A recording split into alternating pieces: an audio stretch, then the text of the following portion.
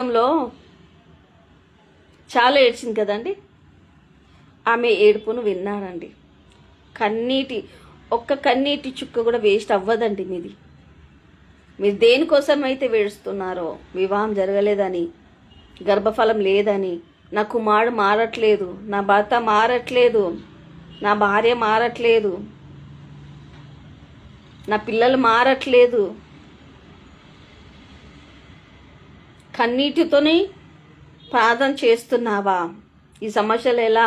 అప్పు సమస్య తీర్చేది ఎలా?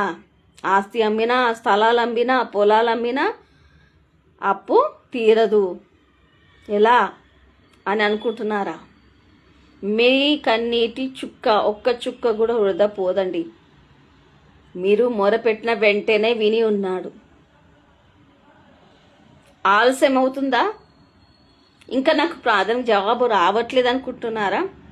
దానికి మేలు ఉందండి. మేలైనది నీకు జరుగుతుందండి. ఆలస్యం అయినప్పటికీ దేవుడు ఆ కార్యం చేస్తాడు. నీకు మేలే జరుగుతుంది. ఆలస్యమైనప్పటికీ నీకు ఆలస్యంగా జాబ్ ఇస్తున్నాడా? జాబ్ ఆలస్యం అవుతుందా? వివాహం ఆలస్యం అవుతుందా? దాంట్లో కూడా మర్మం దాగి ఉంది అండి. ఎందుకు ఆలస్యం చేస్తున్నాడు? నా ప్రార్థన వినట్లేదేంటి దేవుడు? ఇంకేంటి నేను నమ్ముకొని ఇంకేంటి అని అనుకుంటున్నారా? నేను నమ్ముకొని ఉన్నాను, ఎన్నిసార్లు ప్రార్థన చేస్తున్నాను, నాకేం జరగట్లేదు అని అనుకుంటున్నారా? నీ మేలు కోసం అండి. ఏది లేట్ అయినా నీ మేలు కోసం. నువ్వు ఇకపై నుంచి నీ కష్టాలు పడొద్దని నీకు లేట్ జరుగుతుంది. నువ్వు అడిగిన వెంటనే ఇవ్వచ్చు. దాంట్లో మర్మం దాగి ఉంది. అది దేవుడిని అర్థం చేసుకోవాలి. ఎందుకు లేట్ అవుతుంది?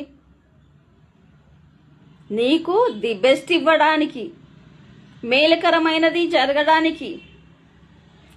మీరు తొందర కావాలనుకుంటున్నారు, కానీ దేవుడు ప్రతి విషయం మీ విషయంలో ప్లాన్ కలిగి ఉన్నాడండి.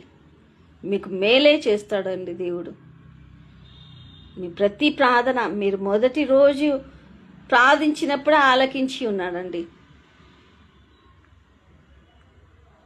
హన్న జీవితంలో ప్రార్థన చేసి కన్నీటితో గర్భఫలం లేదని తన భర్తను అడిగి